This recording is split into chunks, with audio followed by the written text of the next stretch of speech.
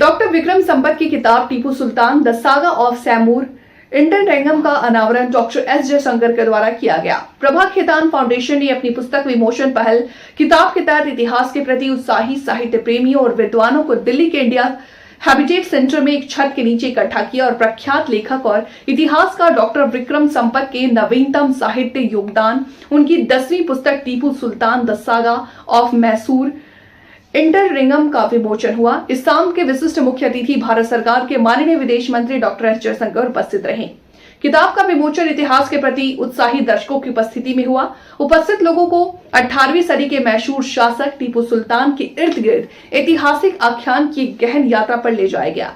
माननीय मंत्री doctor S Jaishankar ने अपने भाषण में ऐसे ऐतिहासिक कार्यों के महत्व पर जोर दिया जो अतीत के प्रसिद्ध और कम ज्ञात दोनों पहलुओं को प्रकाश में लाते हैं।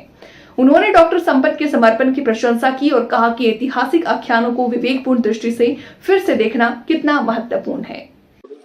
तो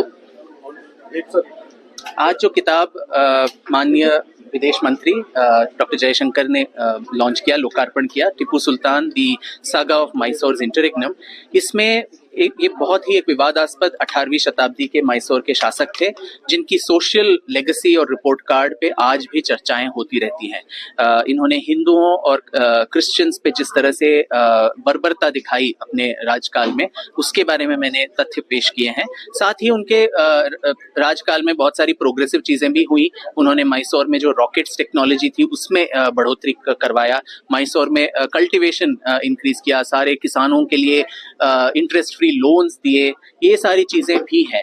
पर अंततोगत्वा उनकी जो लेगेसी हमें अगर देखना है तो उसमें उनका जो सोशल रिपोर्ट कार्ड है वो बहुत ही एक ट्रबल्ड रिपोर्ट कार्ड है। तो इसके बारे में चर्चा होनी चाहिए, खासकर जब राजनीति में इसका उपयोग किया जाता है। आज भी मैं कर्नाटक से आता हूँ जहाँ पे टीपू जयंती मनाया जाता है एक तरफ से, और दूसरे तरफ से जो भाजपा और उनके विरोधी दल हैं वो भी इतिहास को किसी न किसी तरह तोड़ मरोड़ के प्रस्तुत करते हैं। कर्नाटक चुनावों के पहले 2 गौड़ा चीफ्टन्स के बारे में बहुत सारी बातें निकली कि उरी गौड़ा और नंजे गौड़ा, इन्होंने टीपू सुल्तान की हत्या की, ना कि ब्रिटिश कमांडर्स ने।